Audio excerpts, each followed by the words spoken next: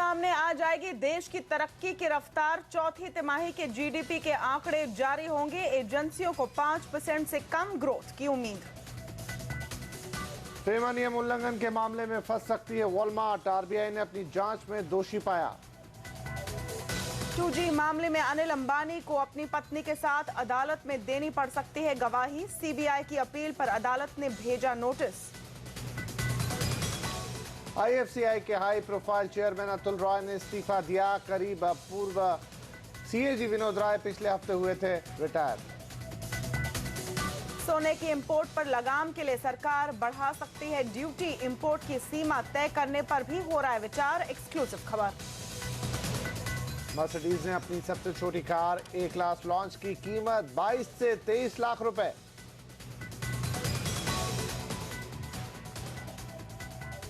नमस्कार, आप देख रहे हैं आवाज एट 9। मैं हूं तमन्ना इनामदार दत्ता। नमस्कार, आपके साथ मैं हूं विपिन भट्ट। इससे पहले की खबरों में विस्तार से जाएं, कुछ और हेडलाइंस। एक्सपायरी के दिन भी बाजार आगे बढ़ने में कामयाब। सेंसेक्स 68 पॉइंट चढ़ा। DGCA कर रहा है एयरलाइंस के लिए फ्यूल का खर्च घटाने की कोशिश। राज्यों में नई उड़ानों पर कम टैक्स लेने की करेगा अपील। मैकडोनाल्ड, पिज्जा हट और डोमिनोज जैसी फास्ट फूड रेस्टोरेंट से सर्विस टैक्स हटाने की तैयारी। CBEC ने वित्त मंत्रालय से की सिफारिश।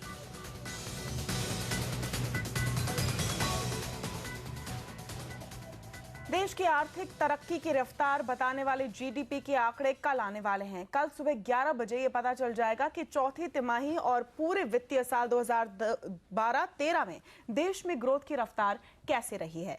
सरकार से लेकर बाजार तक सबकी नजर इस आंकड़े पर टिकी है। कल शेयर बाजार की दिशा भी ये आंकड़ा तय करेगा। लगभग सभी रेटिंग एजेंसियां कह रही है कि चौथी तिमाही में ग्रोथ 5% से नीचे रह सकती है। और इस पर बात करते हैं प्रदीप पंड्या से। कैसे रहने वाले हैं जीडीपी के आंकड़े, ये कितने अहम रहेंगे, इसे समझते हैं इनसे। प्रदीप, कल जीडीपी के आंकड़ों से क्या उम्मीद है और ये कितने अहम होंगे? इन आंकड़ों को इस नज़रिए से देखना चाहिए कि ये एक काफ़ी लैग के साथ आने वाले आंकड़े हैं। इसलिए क्योंकि पूरे साल के लिए करीब 5% जीडीपी का अनुमान काफ़ी पहले CSO ने दे दिया था और उसके बाद लोग एक back of the envelope calculation करके समझ सकते हैं कि 4.5 पौने 5 के बीच का एक आंकड़ा आपको चौथे तिमाही के लिए दिखाई देगा। तभी पूरे साल का एवरेज 5 होता है। तो उस लिहाज से अगर 4.6, 4.7 कहीं भी ये आंकड़े आते हैं तो ये कोई बहुत बड़ा शॉक या बहुत बड़ा सरप्राइज़ बाज़ार के लिए नहीं होने वाले, क्योंकि ये उम्मीद है। हाँ, अगर कहीं 4.5% के काफ़ी नीचे का नंबर नज़र आया तभी शायद बाज़ार को एक शॉक लगेगा कि चौथी तिमाही कुछ ज़्यादा ही बुरी हो गई है। हालांकि उस तिमाही के लिए आपके पास IIP के आंकड़े हैं। इस तिमाही के दौरान कंपनियों के जो नतीजे आए हैं उससे काफ़ी हद तक अंदाज़ा लग जाता है, तो किसी शॉक की आशंका उस नज़रिए से काफ़ी कम दिखाई देती है। यहाँ से आगे लेकिन अगर आपको इस क्वार्टर के नंबर से कोई झटका लगता है तो फिर ये सवाल उठेंगे कि नए वित्त वर्ष 2014 के लिए यानी जून और सितंबर क्वार्टर के लिए जो उम्मीदें की जा रही थी शायद ग्रोथ उससे भी कम हो जाए, क्योंकि पहले से ही जो उम्मीद की गई है वो 5.5 पौने 6% के आसपास की बात सारे रेटिंग एजेंसीज और बड़े ब्रोकर्स कर रहे हैं। तो कोई बहुत बड़े शार्प रिकवरी की उम्मीद ऐसे भी नहीं है। तो इस लिहाज से मार्च के आंकड़े काफ़ी अहम कहे जा सकते हैं कि आपको आगे का एक अंदाज़ा देंगे। जहाँ तक RBI का सवाल है, क्योंकि ग्रोथ के आंकड़े, इन्फ्लेशन के आंकड़े, ट्रेड के आंकड़े जब भी आते हैं तो बाज़ार यही कयास लगाता है कि अब आगे RBI क्या करेगा। और इन आंकड़ों के 18 दिन के बाद RBI की पॉलिसी आने वाली है, तो उसके लिए जाहिर है कि सभी की नज़र होगी। पर RBI के लिहाज से भी अगर आप देखें तो उनके भी जो अनुमान हैं वो काफ़ी कंजर्वेटिव हैं नए साल को लेकर के।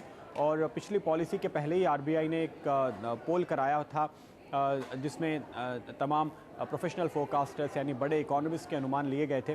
तो उसको भी ध्यान में रखकर अगर हम चलते हैं तो RBI के लिए भी एक सरप्राइज़ तभी होगा अगर ये आंकड़ा 4.5% के नीचे जाता हुआ नज़र आए। हालांकि इन्फ्लेशन कंफर्टेबल हो चुकी है और अगर ऐसे में ग्रोथ और नीचे जाती है तो RBI के ऊपर फिर दबाव बढ़ेगा कि वो ब्याज दरों में या ब्याज दरों के साथ साथ CRR में भी जल्द से जल्द और कटौती करें।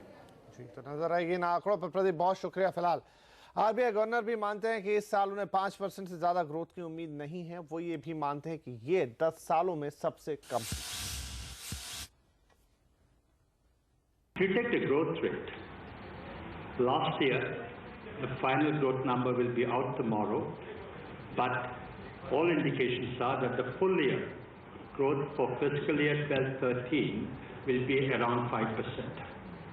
That'll be the lowest in a decade. और 2G स्पेक्ट्रम आवंटन मामले में सीबीआई अनिल अंबानी और टीना अंबानी समेत 15 और लोगों की गवाही चाहती है। उसके लिए उसने ट्रायल कोर्ट से अपील की है। सीबीआई की अपील पर ट्रायल कोर्ट ने सभी आरोपियों को नोटिस भेजा है। नोटिस में उनसे गवाही के लिए 17 और लोगों को बुलाने की अपील पर जवाब मांगा है।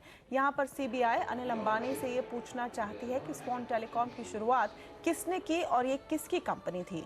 साथ ही स्वॉन टेलीकॉम को 2007 में डीबी ग्रुप को ट्रांसफर करने का फैसला किसने लिया था। सीबीआई ये भी जानना चाहती है कि स्वॉन टेलीकॉम के लिए 2G स्पेक्ट्रम की याचिका किसने दी थी। वहीं टीना अंबानी से सीबीआई उनके नाम के बैंक अकाउंट के बारे में पूछना चाहती है जिनका इस्तेमाल 2G स्पेक्ट्रम की नीलामी के वक्त किया गया था। उस दौरान डीबी रियल्टी, रिलायंस टेलीकॉम और आरकॉम के बीच 997 करोड़ रुपए के फंड ट्रांसफर के बारे में भी सीबीआई अनिल और टीना अंबानी से पूछताछ करना चाहती है। एफडीआई के नियम तोड़ने के मामले में वॉलमार्ट मुश्किल में पड़ सकती है। सीएनबीसी आवाज को मिली एक्सक्लूसिव जानकारी के मुताबिक आरबीआई ने अपनी जांच में पाया है कि वॉलमार्ट ने फॉरेन एक्सचेंज मैनेजमेंट एक्ट यानी फेमा के नियमों की अनदेखी की है। इस पूरे मामले की जांच के दौरान आरबीआई ने ये बात एक चिट्ठी लिखकर वित्त मंत्रालय के सामने जाहिर की है और जरूरी कार्रवाई के सुझाव भी दिए हैं। और जानकारी के लिए चलते हैं अपने दिल्ली ब्यूरो चीफ लक्ष्मण रॉय के पास। लक्ष्मण, क्या माना जाए कि फेमा वायलेशन के मामले में वॉलमार्ट पर आरोप साबित होने की संभावनाएं अब बढ़ गई हैं या मुश्किल बढ़ेगी कंपनी की? जी बिल्कुल, वॉलमार्ट की मुश्किलें बढ़ सकती हैं अगर जांच एजेंसी एनफोर्समेंट डायरेक्टरेट यानी ईडी रिजर्व बैंक की बातों से सहमत हो जाता है तो। दरअसल वॉलमार्ट पर फेमा के नियमों की अनदेखी के आरोपों की जांच चल रही है। इसी जांच के सिलसिले में ईडी ने रिजर्व बैंक से उनकी राय मांगी थी। रिजर्व बैंक ने इस सिलसिले में अपनी राय देते हुए 8 अप्रैल को एक चिट्ठी लिखी है ईडी को। इसमें साफ तौर से कहा गया है कि वॉलमार्ट ने फेमा के नियमों की अनदेखी की है और उसके तहत उसके लिए वॉलमार्ट के खिलाफ कार्रवाई की जानी चाहिए। साथ ही साथ आरबीआई ने यह भी कहा है कि वॉलमार्ट को ये कहा जाए कि वो अपना कन्वर्टेबल जो डिवेंचर है, सीसीडी है, उसको जल्द से जल्द इक्विटी में कन्वर्ट करे। दरअसल पूरा मामला ये है कि वॉलमार्ट ने भारतीय रिटेल की venture company cedar support services में करीब 455 करोड़ रुपए का सीसीडी लिया था, यानी कंपलसरी कन्वर्टेबल डिवेंचर लिया था। इस सीसीडी को 28 सितंबर 2012 तक इक्विटी में कन्वर्ट करना था, लेकिन वॉलमार्ट ने इसे इक्विटी में कन्वर्ट नहीं किया और ये चूंकि इस तय समय सीमा के भीतर इक्विटी में कन्वर्ट नहीं किया गया, इस वजह से माना जा रहा है, आरबीआई कहना है कि फेमा के नियमों की अनदेखी है। हालांकि रिजर्व बैंक के इस सुझाव पर अभी कोई अंतिम फैसला एनफोर्समेंट डायरेक्टरेट ने नहीं लिया है। एनफोर्समेंट डायरेक्टरेट डीआईपीपी जो department of industrial policy and promotion है, उसके साथ और वित्त मंत्रालय के साथ अभी इस जांच के बारे में सलाह मशविरा कर रहा है और जल्द ही इस बारे में अंतिम रिपोर्ट आ जाएगी। अगर रिपोर्ट में यह साबित होता है कि इसने फेमा के नियमों की अनदेखी की है तो कंपनी पर सीसीडी की कुल रकम यानी 455 करोड़ के कुल रकम के 3 गुना तक का जुर्माना लग सकता है। हालांकि अभी तक रिपोर्ट सामने नहीं आई है और न ही ईडी ने अभी तक इस बारे में आरोप साबित किया है। जी शुक्रिया लक्ष्मण, सारे अपडेट के लिए। वॉलमार्ट ने सफाई दी है कि फीमा या एफडीआई के नियमों का पूरी तरह पालन किया गया और इस मामले में सभी जरूरी प्रक्रिया का पालन किया गया है। वॉलमार्ट का कहना है कि उसके निवेश के बारे में आरबीआई और दूसरी सरकारी एजेंसियों को जरूरी जानकारी दी गई और सिडार सपोर्ट सर्विसेज में सीसीडीज लेना बिजनेस प्लान के लिए काफी जरूरी था।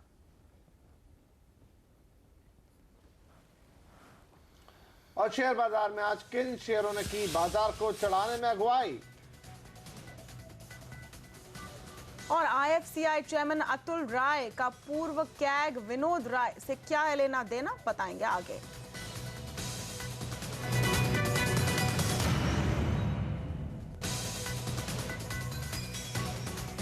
लगातार विवादों में रहने वाले आईएफसीआई के मैनेजिंग डायरेक्टर अतुल राय ने आज इस्तीफा दे दिया है। माना जा रहा है कि पूर्व सीएजी विनोद राय से नजदीकियों और वित्त मंत्रालय के साथ मतभेद की वजह से उन्हें मजबूरन इस्तीफा देना पड़ा। पूरी खबर जानने के लिए चलेंगे अपने संवाददाता अतुल मिश्रा के पास। अतुल, आखिर क्या वजह रही कि यहाँ पर राय का इस्तीफा हो गया? आईएफसीआई के एमडी अतुल रॉय का विवादों से पुराना नाता रहा है और माना यह जा रहा है कि इन्हीं विवादों के चलते ही उन्हें कुर्सी से हाथ धोना पड़ा है। अगर देखें तो वित्त मंत्रालय काफ़ी समय से अतुल रॉय से नाराज था।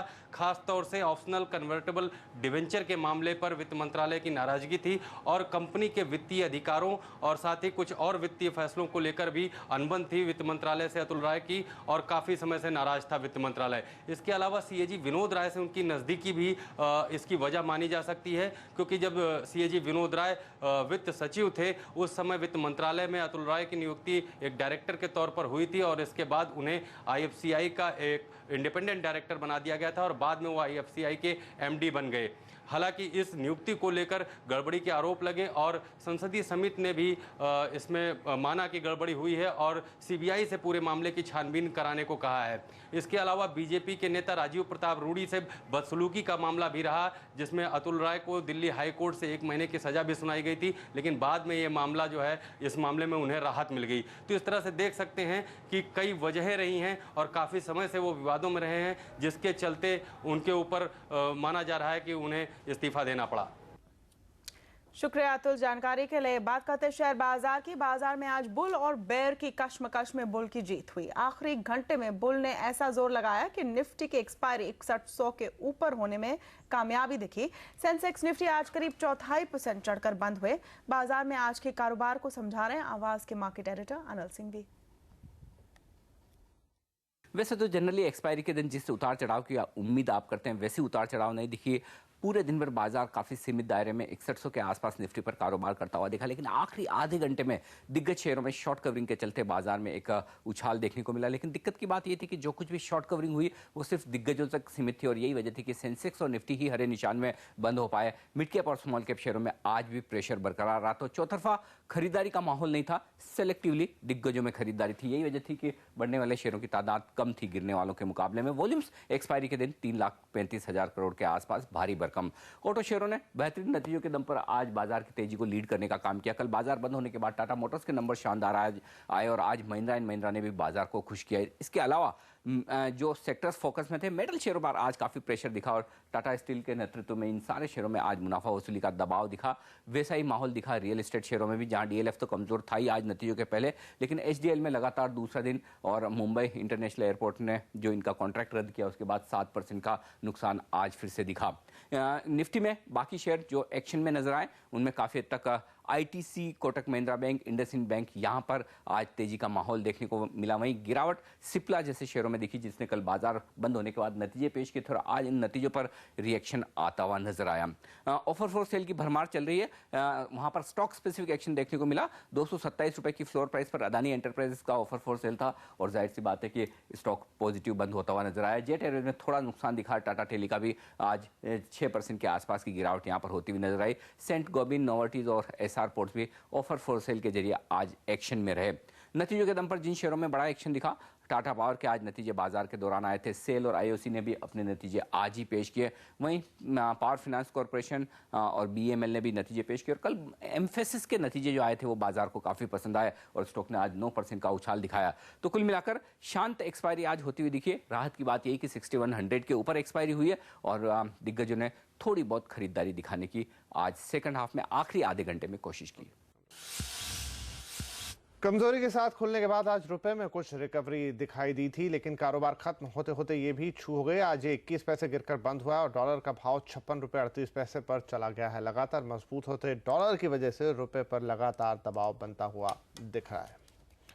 और यहाँ पर अब अंतर्राष्ट्रीय बाजार पर एक नज़र डाल लेते हैं। सबसे पहले देख लेते हैं अमेरिकी बाजार, जहाँ पर आज आधा से लेकर 0.25% तक की यहाँ पर बढ़त दिखाई दे रही है, बावजूद इसके कि वहाँ पर जो इकोनॉमिक डेटा है वो काफ़ी वीक आया है। साथ ही जो वहाँ का एम्प्लॉयमेंट डेटा है उसमें भी वृद्धि हुई है अनएम्प्लॉयमेंट डेटा में। लेकिन यहाँ पर बाजार इसलिए खुश है क्योंकि उन्हें लगता है कि जो बॉन्ड बाइंग प्रोग्राम है फेडरल रिजर्व का वो जारी रहेगा वीक इकोनॉमिक डाटा के चलते। और आप देख सकते हैं कि यूरोपीय बाजार से भी आज यहाँ सहारा मिला था। आधा से 0.25% तक की बढ़त यहाँ पर भी दिखाई दे रही है। कच्चे तेल पर भी यहाँ पर एक नजर डाल लेते हैं।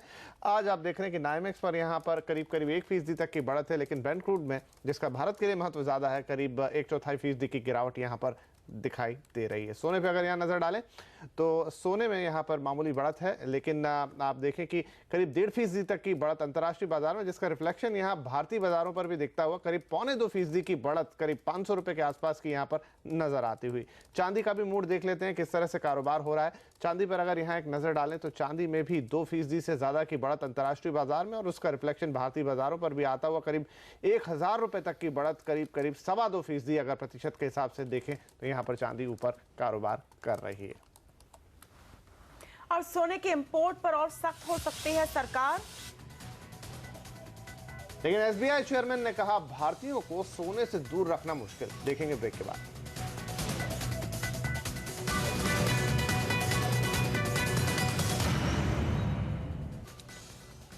अगले एक हफ्ते में सरकार गोल्ड इंपोर्ट कम करने के लिए कुछ और कड़े कदम उठा सकती है। सीएनबीसी आवाज को मिली एक्सक्लूसिव जानकारी के मुताबिक वित्त मंत्रालय मई के गोल्ड इंपोर्ट के अंतिम आंकड़ों का इंतजार कर रहा है। साथ में अगर अप्रैल की 13 मई में भी मई में भी गोल्ड में बेतहाशा बढ़ोतरी जारी रही तो जल्द ही इसे रोकने के लिए सरकार सख्ती बरत सकती है। अगला एक हफ्ता सोने के चाहने वालों के लिए काफी अहम रहने वाला है। सूत्रों के मुताबिक वित्त मंत्रालय गोल्ड इंपोर्ट को कम करने के लिए कई प्रस्तावों पर विचार कर रहा है। गोल्ड इंपोर्ट करने वाली एजेंसियों के लिए इंपोर्ट की मात्रा सीमित तय की जा सकती है। सरकार एक बार फिर से ड्यूटी बढ़ाने के विकल्प को बेहतर मान रही है। इतना ही नहीं, गोल्ड इंपोर्ट करने वाली सरकारी एजेंसी एमएमटीसी के जरिए भी सरकार इंपोर्ट पर शिकंजा कस सकती है। मई के पहले 2 हफ्तों में हुए गोल्ड इंपोर्ट के आंकड़ों ने वित्त मंत्रालय की चिंता बढ़ा दी है, क्योंकि इस दौरान भी गोल्ड इंपोर्ट में वैसी ही बढ़ोतरी देखने को मिल रही है जैसा कि अप्रैल के महीनों में देखने को मिली थी। मंत्रालय के सूत्रों का कहना है कि अगर मई के आखिरी 2 हफ्तों में भी बढ़ोतरी इसी तरह जारी रही तो गोल्ड इंपोर्ट पर शिकंजा कसने के अलावा मंत्रालय के पास कोई चारा नहीं रह जाएगा। दरअसल सरकार गोल्ड इंपोर्ट पर 2 बार ड्यूटी बढ़ा चुकी है। आरबीआई बैंकों को सोने के सिक्के बढ़ चढ़कर नहीं बेचने की हिदायत दे चुका है। गोल्ड ईटीएफ के बदले लोन देने पर भी पाबंदी लग चुकी है। सरकार को भरोसा था कि इन कदमों की वजह से गोल्ड इंपोर्ट कम होगा, लेकिन अप्रैल में गोल्ड इंपोर्ट में पिछले साल के मुकाबले 138% की बढ़ोतरी देखने को मिली। वित्त मंत्रालय को लगा कि ये बढ़ोतरी अक्षय तृतीया और कीमतों में गिरावट की वजह से आई है, लेकिन मई के आंकड़े मंत्रालय की इस सोच को झुठलाने लगे हैं। यही वजह है कि सरकार नए कदमों पर विचार कर रही है, लेकिन जानकारों का मानना है कि इन कदमों से भी बहुत फायदा नहीं होगा। मुझे नहीं लगता ये कारगर साबित होंगे, लेकिन मैं इसके बहुत हक में हूँ कि सरकार को इसकी ट्रेल को देखना चाहिए, पैसे जा कहाँ रहा है गोल्ड, उसको देखना चाहिए, और ऐसे ब्लैक मनी से इसका लिंक तोड़ना चाहिए सरकार को। अगर वो टूट जाता है तो ये सबके लिए फायदे का सौदा है, विन विन सिचुएशन है। कोबरा पोस्ट के खुलासे और आरबीआई की रिपोर्ट ने साबित कर दिया है कि बैंक केवाईसी नियमों की धज्जियां उड़ाते हुए न सिर्फ नगद बल्कि गोल्ड में भी लेन देन करते हैं। जानकारों का कहना है कि इस पहलू से सरकार अगर सख्ती करे तो गोल्ड की खपत खुद ब खुद कम हो जाएगी। लक्ष्मण रॉय, दिल्ली। लेकिन सरकार चाहे जितनी कोशिश कर ले, देश के सबसे बड़े सरकारी बैंक एसबीआई का कहना है कि सोने की मांग कम करना काफी मुश्किल काम है। एसबीआई चेयरमैन प्रदीप चौधरी का मानना है कि भारतीयों में सोने का जबरदस्त आकर्षण है और बैंक से उन्हें सोना नहीं मिलेगा तो वो ज्वेलर्स के पास चले जाएंगे। गोल्ड सेल को हम बढ़ा चढ़ा के तो कर नहीं रहे हैं, पर नॉर्मल सेल हो ही रही है। और गोल्ड लोन जो हमारा पोर्टफोलियो है 98% किसानों के लिए है, और आरबीआई के गवर्नर साहब ने भी इस बात को स्पष्ट किया है कि उसमें कोई रोक टोक नहीं लगाई जा रही है। पर भारतीय लोगों की मानसिकता ऐसी है कि सोने का आकर्षण बिल्कुल बरकरार बना हुआ है, तो अगर बैंक्स अपने थोड़ी सी उसमें ढिलाई भी लाएं तो वो ज्वेलर्स के पास जाएंगे गोल्ड लोन लेने के लिए, गोल्ड खरीदने के लिए। तो गोल्ड की खरीद जो है वो बैंक बहुत बढ़ा चढ़ा के करें या न करें उसमें विशेष फर्क नहीं पड़ता है, ये लोगों की मानसिकता के ऊपर है। तो क्या सोने की खरीद को कम करने की सारी अपनी कोशिशों को सरकार को अब त्याग देना चाहिए, नई स्ट्रैटेजी अपनानी चाहिए? इस पर चर्चा करने के लिए हमारे साथ मौजूद है हिंदू बिजनेस लाइन के कमोडिटी एडिटर जीत चंद्रशेखर। स्वागत है आपका सर। सबसे पहले तो ये बताइए कि जो सरकार अब तक कर रही है इतनी इनफेक्टिव क्यों हो रही है इनकी सारी स्ट्रैटेजी? ऐसा है, सरकार पिछले 4 या 6 महीने में कई कदम उठाया है। मैं समझता हूँ इसका जो रिजल्ट देखना बहुत थोड़ा टाइम लगेगा. There will always be a lag between policy and result to be seen on the ground. This is the first, पहला पॉइंट है. दूसरा पॉइंट है हमारा देश में गोल्ड का जो डिमांड है 2 स्ट्रीम में चल रहा है. एक स्ट्रीम है jewellery demand through house holds and through personal consumption. दूसरा डिमांड है इन्वेस्टर डिमांड और इन्वेस्टमेंट डिमांड. इन्वेस्टर डिमांड पिछले 10 साल में काफ़ी जारी था. बहुत इंपोर्ट किया हमने क्योंकि ईयर ऑन ईयर पिछले 10 साल में gold prices gave a return of in double digits 10, 11, 12, 15%. पर पिछले साल से 2012 से उसका रिटर्न बहुत कम हो चुका है. यानी सिर्फ 7% का रिटर्न मिला है. इस साल और भी घट जाएगा और सिर्फ 2 महीने में 31,000 रुपये से लेकर के 27,000 रुपया हो गया गोल्ड फॉर 10 ग्राम्स. आगे जाकर के भी I am not bullish about gold prices. Gold bulls जो है 3, 4, 6 महीना 2-3 क्वार्टर देखेंगे और जब when they get tired I think they will start exiting gold. मगर अभी भी पिछले 10 साल का जो अनुभव है they want to still hoping against hope that they will get return and therefore consumption is going on. But investor के अंदर at least in America and in Europe, other countries, there is something called investor fatigue.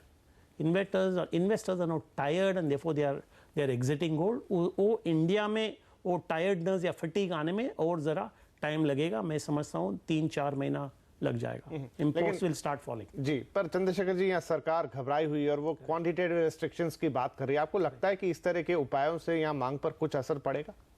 मेरा मानना है कि हम जितना भी कदम उठा सकते हैं, ट्रेड पॉलिसी रेस्ट्रिक्शंस, टैरिफ यानी ड्यूटी रेस्ट्रिक्शंस, लोन रेस्ट्रिक्शंस, हमें सब कदम उठाना चाहिए क्योंकि gold is now becoming a drag on our economy. इसमें कोई शक है ही नहीं. और ये जो अब कदम सरकार उठा रही है ये मैं समझता हूँ 3 या 4 साल पहले से ही शुरू करना चाहिए था. मगर it's a little too late. We are trying to close the stable after the horse has bolted, वो इंग्लिश में कहा जाता है. बट फिर भी इट्स नॉट अभी तो हमने शुरू किया है.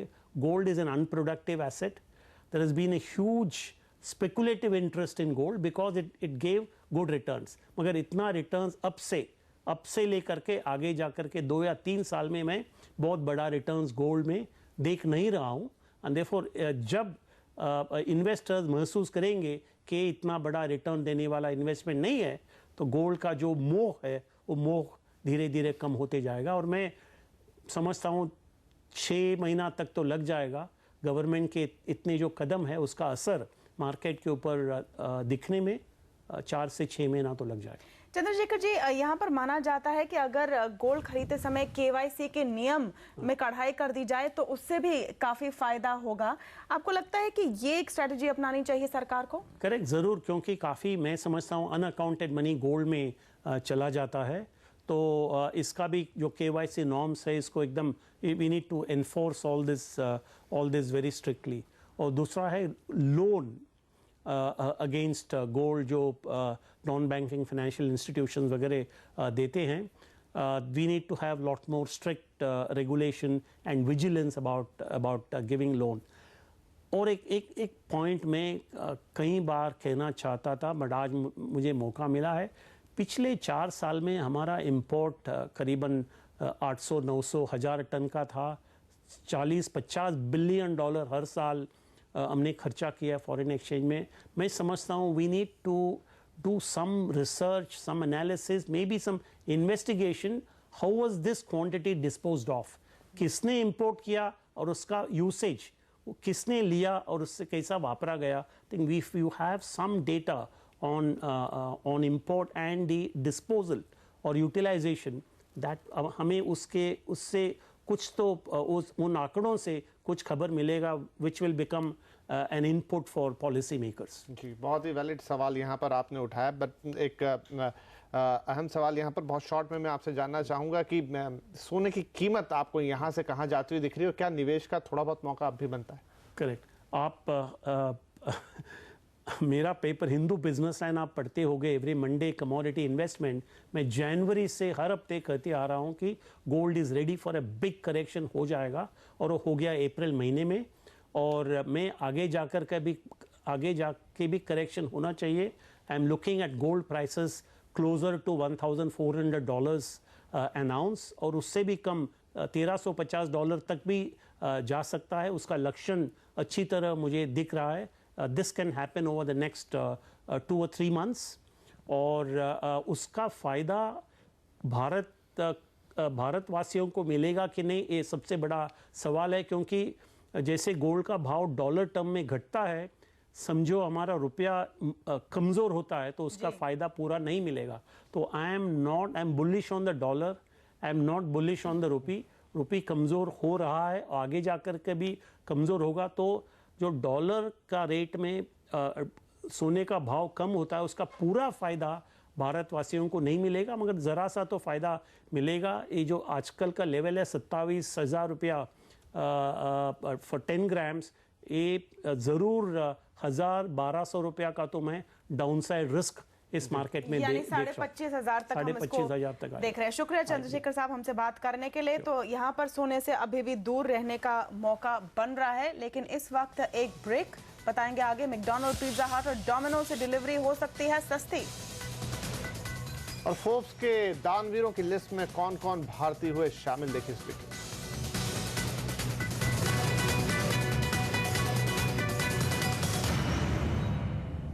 भारतीय क्रिकेट टीम के कप्तान महेंद्र सिंह धोनी ने एक बार फिर आईपीएल फिक्सिंग पर जवाब नहीं दिया. चैंपियंस ट्रॉफी से पहले बर्मिंघम में एक प्रेस कॉन्फ्रेंस में वो आईपीएल से जुड़े सवाल टाल गए.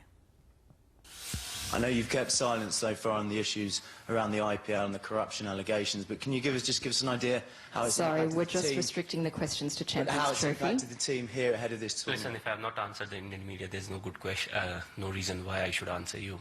So when the right time comes. Andhra Pradesh में कांग्रेस के बड़े नेता ने पार्टी छोड़ी और महान डायरेक्टर ऋतुपर्ण घोष का निधन हुआ. देखते हैं देश की दुनिया की कुछ ऐसी ही दूसरी खबर.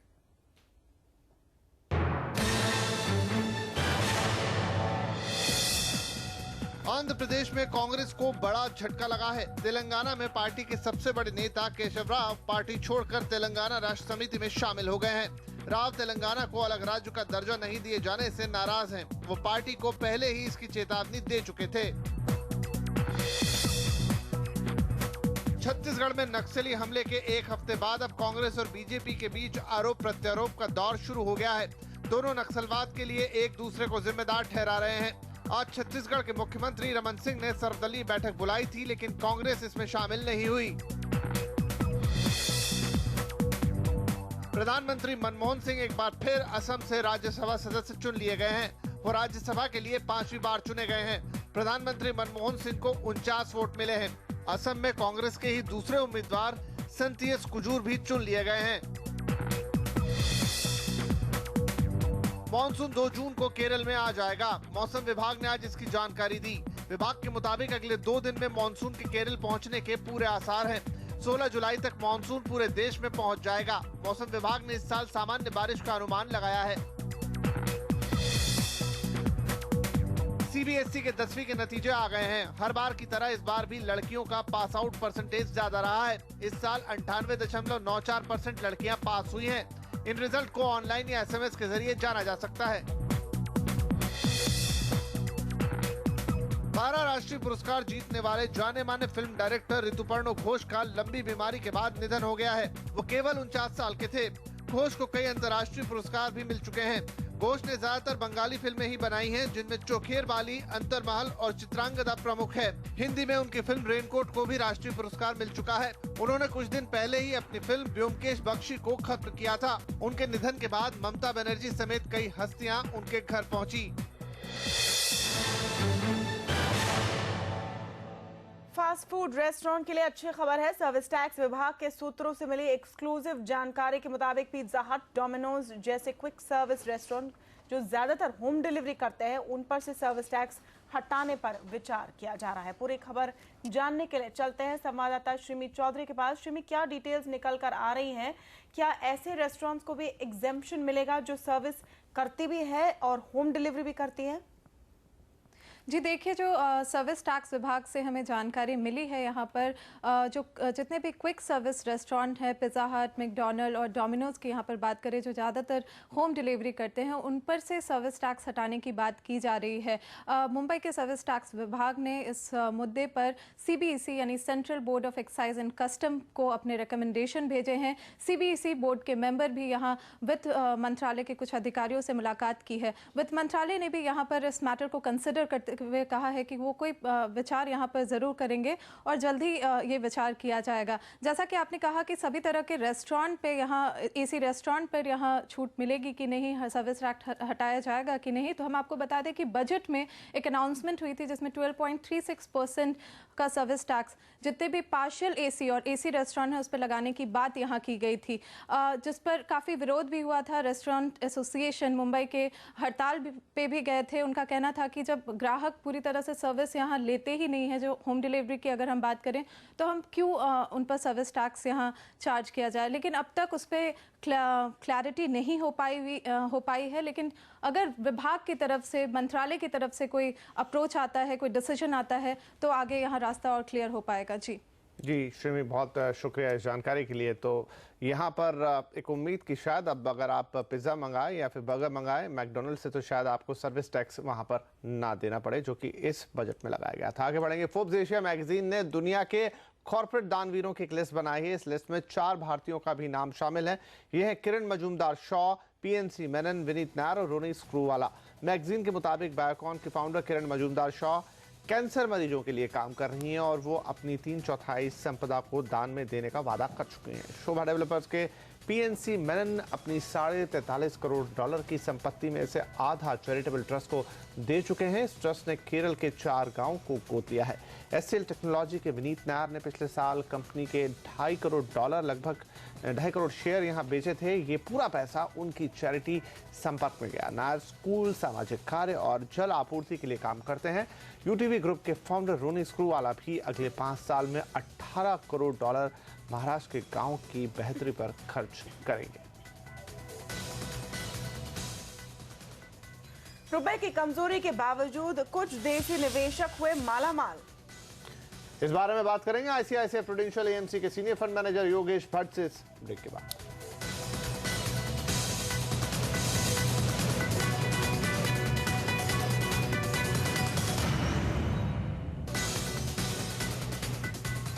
रुपए की गिरावट से भले ही इंपोर्टरों को नुकसान हो रहा हो, लेकिन कुछ देसी निवेशकों को इससे अच्छा फायदा हुआ है। इन निवेशकों ने अपना पैसा डॉलर म्यूचुअल फंड में लगाया था। इन फंड ने इंडेक्स से ज्यादा रिटर्न दिया है। क्या है डॉलर म्यूचुअल फंड में निवेश का तरीका, इस पर आज हम करेंगे बात। हमारे साथ हैं ICICI प्रूडेंशियल AMC के senior fund manager Yogesh Bhatt. Bhatt साहब, स्वागत है आपका। ग्लोबल म्यूचुअल फंड में पैसा क्यों लगाना चाहिए, इसका क्या फायदा हो रहा है? ये इनका एक मकसद यही था कि ज़्यादातर यहाँ के जो रिटेल इन्वेस्टर हैं वो कहाँ पे इन्वेस्ट करते हैं।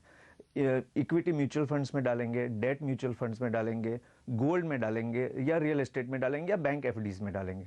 तो यहाँ पे बैठ के अगर US मार्केट अच्छा करता है या कभी कभी कोई जापानीज़ मार्केट अच्छा करता है, तो यहाँ बैठ के हमको उसका फ़ायदा कहाँ से हो। तो इसलिए ये मकसद से हमने ये फंड लॉन्च किया था, जिसमें हमको लग रहा था कि अगर US मार्केट अच्छा करने वाला है, उनका भी सीधा रीज़न है। देखिए, अब अगर आप US यील्ड की मूवमेंट देखें ओवर द लास्ट 6 मंथ 6 महीने में, तो कहाँ से हमने देखा है कि रिसेंटली भी 1.68 1.7 से US यील्ड अभी 2.15 तक गई है। और लास्ट 5 साल में भी अगर आप देखें तो US में भी इंडिया की तरह ही हुआ है कि इक्विटी मार्केट से पैसा निकल के डेट मार्केट में गया था because of the lower interest rate. तो यहाँ से गोइंग फॉरवर्ड अगर US की यील्ड जो है वो और ऊपर जाती है, तो बट ऑब्वियसली एक ट्रांजिशनल रोटेशनल होगा कि डेट म्यूचुअल फंड से पैसे निकल के इक्विटी म्यूचुअल फंड में आएंगे, और इक्विटी म्यूचुअल फंड में आएंगे तो फ्लो बढ़ेगा, इकोनॉमी रिवाइव होगी, एंड यहाँ से अपने को US इक्विटीज जी कंपनीज हैं वो ज़्यादा परफॉर्म करेंगी। दूसरा एक इंपॉर्टेंट चीज़ है कि यहाँ वहाँ जो कंपनीज हैं वहाँ आप देखिए कैश पर कंपनीज, कैश बैलेंसेस बहुत ज़्यादा हैं, उनके पास रुपए बहुत ज़्यादा है। अभी हमने देखा एप्पल ने बायबैक अनाउंसमेंट किया है। सो ऑन दीज कंपनीज जहाँ पे अपने को मजबूताई दिख रही है, तो वहाँ से अपने को सीधा सीधा फायदा होगा अगर हम यहाँ बैठ के यूएस के इक्विटी में डायरेक्ट एक्सपोजर ले सके। और यही प्लेटफॉर्म हम लोगों ने रिटेल इन्वेस्टर को दिया है। US blue chip equity fund में डालिए और यहाँ पे बैठ के, जैसे हम आम तरह की ज़िंदगी में हम मैकडोनल्ड्स में जाते हैं, हम देखते हैं एप्पल के फ़ोन्स लेते हैं, तो वहाँ उसका फ़ायदा हमको कैसे हो, तो एग्जैक्टली यही आपको पर्याय दिया गया है। अगर आप हमारे पोर्टफोलियो को उठा के देखें, हमारे पास एप्पल है, हमारे पास मैकडोनल्ड्स है, मेंडोलीज है जो कैडबरीज के नाम के जाना जाता है। तो ये सब इक्विटी भी हम लोग यहाँ से बैठ के डायरेक्ट एक्सपोजर लेते हैं और उसका मुनाफा शेयर होल्डर्स को मिलता है। आपके पास खाने पीने की चीज़ें ज़्यादा हैं, एप्पल, मैकडोनल्ड और कैडबरीज। बहरहाल मजाक की बात, लेकिन क्या इसमें रुपए की मजबूती से नुकसान भी होगा? ये मैं पहले से ही क्लियर कर दूंगा कि इसमें कोई हेज नहीं है, तो बहुत सीधा सीधा हिसाब है। रुपया अगर यहाँ से गिरता है तो फायदा है, रुपया यहाँ से मजबूत होता है तो नुकसान है। तो इसमें करेंसी का कोई हेज नहीं है एंड जो भी रिटर्न आएगा वो सीधा सीधा इन्वेस्टर्स को जाएगा। तो यस, आपकी बात सही है, अगर रुपया यहाँ से मजबूत होता है तो यहाँ पे थोड़ा अपने को रिटर्न में गिरावट दिख सकती है। योगेश, कितना फायदा शेयरों की परफॉर्मेंस से होता है इस फंड में और कितना करेंसी मूवमेंट से? नहीं सर, अभी मैंने आपको बताया, वैसे 25% मेरे फंड ने रिटर्न दिया है जुलाई महीने से अब तक, और अभी तक रुपये का भी डिप्रिसिएशन देखे तो ऑलमोस्ट उतना ही हुआ है। तो ज़्यादा फायदा नहीं हुआ है, बट या गोइंग फॉरवर्ड मैंने आपको बताया, वैसे यहाँ से समझो यूएस इक्विटी यहीं पे रही और यूपी यहाँ से डिप्रिशिएट हो गए, समझो 60 हो जाता है हाइपोथेटिकली, तो डेफिनेटली आपको उतना मुनाफा परसेंटेज वाइज ये फंड में मिल जाएगा। बिकॉज सिंपल रीज़न यही है कि हम लोग करेंसी को हेज नहीं करते हैं, करेंसी टोटल ओपन रखते हैं। भट्ट साहब, बहुत शुक्रिया हमसे बातचीत करने के लिए। आगे बढ़ेंगे। समाज सेवी अरुणा रॉय ने सरकार पर सीधा हमला किया है। सीएनबीसी आवाज संपादक संजय पुगलिया के साथ खास मुलाकात में उन्होंने कहा कि उन्हें लगता है कि सरकार गरीबों से ज्यादा अमीरों के बारे में सोचती है। उन्होंने मनरेगा के मुद्दे पर भी मनमोहन सिंह पर निशाना साधते हुए कहा कि जो सरकार मनरेगा में न्यूनतम वेतन लागू करने जैसे संवेदनशील मुद्दे पर फैसला न ले पाए, ऐसी सरकार के सत्ता में बने रहने पर ही सवाल खड़ा हो जाता है। हम आपको बता दें कि अरुणा रॉय ने मनरेगा के मुद्दे पर ही सोनिया गांधी की अध्यक्षता वाली राष्ट्रीय सलाहकार परिषद से कल ही इस्तीफा दिया है। पिछले 2-3 साल से ऐसा लगता है कि सरकार भी पैसे वालों के लिए ही काम करेगी, तो फिर लोकतंत्र के ऊपर एक सवाल खड़ा होता है। और पूरा ये जो मत है, वो मत जो हम लोग देते हैं सरकार को, उसके ऊपर भी एक बहुत बड़ा सवाल है कि क्या हम लोग मत किस लिए देते हैं। तो थोड़ा सा ये राजनीतिक सवाल भी है, लोकतांत्रिक सवाल भी है, और एक न्यायपूर्णता की भी एक सवाल है कि जिसको 147 रुपये आप नहीं दे सकते हैं और लाख, 2 लाख, 4 लाख, करोड़ों में तो कोई दुख नहीं हो, तो फिर सरकार तो फिर किस लिए और क्यों चल रही है, वो सवाल जरूर खड़ा होगा। समाज सेवी अरुणा रॉय से ये खास मुलाकात देखिए आज रात 10 बजे। सरकार पॉन्जी स्कीम के नियम को साफ करेगी और फिक्की ने 50 लटके हुए इंफ्रा प्रोजेक्ट्स की लिस्ट सौंपी। देखते हैं कारोबार जगत की कुछ और बड़ी खबरें।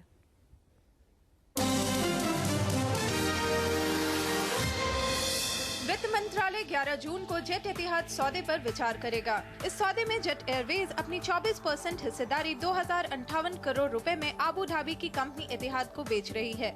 वित्त मंत्रालय के बाद इस सौदे पर सीसीईए विचार करेगा। हालांकि सेबी और कंपटीशन कमीशन ऑफ इंडिया को सौदे की कुछ शर्तों पर एतराज है और उन्होंने इस पर सफाई मांगी है। सरकार पॉन्जी स्कीम और सही निवेश स्कीम के लिए साफ नियम बनाएगी। कॉर्पोरेट अफेयर मंत्री सचिन पायलट ने कहा है कि अभी इस मामले में नियम साफ नहीं है और इसे दुरुस्त करने के लिए कह दिया गया है। उनके मुताबिक फर्जी कंपनियों पर तो कार्रवाई होनी चाहिए, लेकिन सही ढंग से काम कर रही कंपनियों को नाहक परेशान भी नहीं करना चाहिए। कुछ दिन पहले ही एमवे इंडिया के सीईओ को धोखाधड़ी की एक शिकायत पर गिरफ्तार किया गया था। फिक्की ने कैबिनेट कमेटी ऑन इन्वेस्टमेंट को 50 लटके हुए प्रोजेक्ट्स की लिस्ट सौंपी है। इन प्रोजेक्ट्स में कुल 2.89 लाख करोड़ रुपए का निवेश होना है। इनमें से करीब आधे तो पावर प्रोजेक्ट हैं, लेकिन तमाम मंत्रालयों में इनकी फाइलें अटकी हुई हैं। इनमें से ज्यादातर प्रोजेक्ट पर्यावरण मंत्रालय की मंजूरी नहीं मिलने की वजह से आगे नहीं बढ़ रहे हैं। डीजल के दाम में हो रही धीरे धीरे बढ़ोतरी का फायदा ऑयल मार्केटिंग कंपनियों को मिल रहा है। देश की सबसे बड़ी ओएमसी आईओसी को करीब 15,000 करोड़ रुपए का मुनाफा हुआ है। जबकि पिछले साल 3,300 करोड़ रुपए का मुनाफा हुआ था। बिक्री भी 1,15,000 करोड़ रुपए से बढ़कर 1,28,000 करोड़ हो गई है। Auto company Mahindra and Mahindra का मुनाफा और बिक्री दोनों ही अनुमान से बेहतर रहे हैं। चौथी तिमाही में कंपनी का मुनाफा करीब 1.5% बढ़कर 900 करोड़ के करीब पहुंच गया है। कंपनी की बिक्री भी 12% बढ़कर 10,000 करोड़ के पार चली गई है। सेल के मुनाफे में 72% की भारी कमी आई है। मुनाफा घटने की सबसे बड़ी वजह बिक्री घटने और लागत बढ़ने को बताया गया है। कंपनी की आय में 11% की कमी आई है। और मर्सिडीज की सबसे छोटी कार एक क्लास हुई लॉन्च। इसकी खूबियों को समझेंगे इस ब्रेक के बाद। और मुंबई में क्या अब नहीं रहेगा रेस कोर्स? पूरी डिटेल्स के लिए बने रहिए हमारे साथ।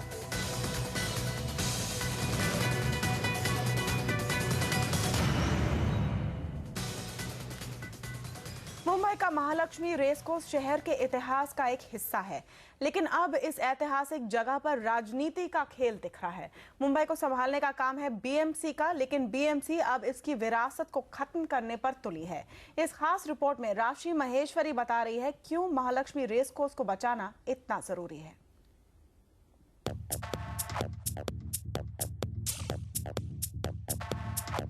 मुंबई का ये महालक्ष्मी रेस कोर्स देश में ही नहीं विदेश में भी एक अलग पहचान रखता है। साल 1883 में शुरू हुए इस रेस कोर्स के पीछे पारसी व्यवसायी खुसरो वाडिया का बड़ा योगदान रहा है। दक्षिण मुंबई में समंदर के किनारे 225 एकड़ में बने इस रेस कोर्स में 224 मीटर लंबा रेसिंग ट्रैक है। रेस के सीजन के बाद इस मैदान का इस्तेमाल पोलो के शौकीनों के लिए हेलीपैड के रूप में और दक्षिण मुंबई में रहने वाली कई मशहूर हस्तियों के साथ साथ आम लोगों के टहलने दौड़ने के लिए भी होता है। इस महीने के अंत में रेस कोर्स को चलाने वाले क्लब RWITC की 99 साल पुरानी लीज खत्म होने वाली है और शहर की म्यूनिसिपल कॉर्पोरेशन बीएमसी को चलाने वाली शिवसेना लीज बढ़ाने का खुलकर विरोध कर रही है। हालांकि इसकी लीज के रिन्यूअल का अंतिम फैसला राज्य सरकार का ही होगा। त्या संदर्भातला कुठलाही निर्णय घ्यायचा म्हटलं तर राज्य सरकार त्याच्यामध्ये महत्त्वाची भूमिका बजावणार ही वस्तुस्थिती आहे। पण कुठली महानगरपालिका असेल, कुठली नगरपालिका असेल, शेवटी त्या राज्यामध्ये सरकार म्हणून त्यांनाच जास्तीचा अधिकार असतो। बीएमसी की दलील है कि अभी रेस कोर्स एक एक्सक्लूसिव क्लब की तरह काम कर रहा है, जिसका फायदा सिर्फ शहर के रईस उठा रहे हैं। कॉर्पोरेशन चाहता है कि मुंबई में लंदन के हाइड पार्क और न्यूयॉर्क के सेंट्रल पार्क की तर्ज पर एक टॉप क्लास पार्क बने, जिसका इस्तेमाल आम मुंबईकर भी कर सके, साथ ही एक टूरिस्ट अट्रैक्शन भी बन सके। इस मामले पर हुए एक पब्लिक फोरम में बीएमसी के पक्ष में कई स्वर उठे। ये लीज जो अब खत्म होने वाला है तो मुंबई के लिए, मुंबई वासियों के लिए एक बहुत अच्छा अवसर मिला है। ऐसा कोई भव्य और बड़ा गार्डन पार्क, पब्लिक पार्क होना चाहिए। डर्बी रेसिंग हो या कोई रंगारंग आयोजन, इन वजहों से फिल्मी दुनिया की जानी मानी हस्तियां, उद्योग और खेल जगत के नामी लोगों का इस रेस कोर्स से काफी पुराना रिश्ता है और वो चाहते हैं ये रिश्ता टूटना नहीं चाहिए। Race course belongs to Bombay, to Mumbai. It belongs to the people of Mumbai. और ये चाल है इनका, ये सब प्योरली पॉलिटिकल और राजनीति का चाल है कि ये दिखाने के लिए कि ये जो रईस लोग हैं, जो घोड़ों के ओनर्स हैं, उनको बंद कर दो और बाकी के जनता को भर दो। बनी बनाई चीज़ों को, सुंदर चीज़ों को जाके कुचलें, डिस्ट्रॉय करें to prove ego points. I don't agree. I genuinely believe that the lease of race course should be renewed. It is something that's famous in Bombay. We all go there. अब सवाल उठता है इस 100 साल पुराने iconic Mahalakshmi race course को हटाने का फैसला कितना सही है। इस रेस कोर्स में हॉर्स रेसिंग भी होती है, लेकिन इस पार्क को आम लोगों के लिए टहलने और दौड़ने के लिए भी इस्तेमाल किया जाता है और इस चीज़ को लेकर यहाँ पर कोई पाबंदी नहीं है। लेकिन अगर इस रेस कोर्स को एक पब्लिक पार्क में तब्दील किया जाता है तो यहाँ पर इसका पब्लिक मिसयूज भी हो सकता है और कमर्शियल वायलेशन भी। राशि महेश्वरी, मुंबई। लंबे इंतजार के बाद आज मर्सिडीज बेंज ने अपनी छोटी कार लॉन्च कर दी। कंपनी ने मुंबई में ए क्लास के 2 मॉडल लॉन्च किए हैं। मुंबई में इसकी कीमत 22 लाख से 23 लाख रुपए के बीच है। इस कार में 1.6 सिलेंडर का इंजन है जो 122 हॉर्स पावर की ताकत देता है। इसकी टॉप स्पीड है 202 किलोमीटर प्रति घंटा और ये 100 किलोमीटर प्रति घंटे की रफ्तार 9 सेकंड में पकड़ लेती है। ए क्लास में 331 लीटर का बूट स्पेस है, हालांकि इसकी पिछली सीट पर लेग रूम कम है।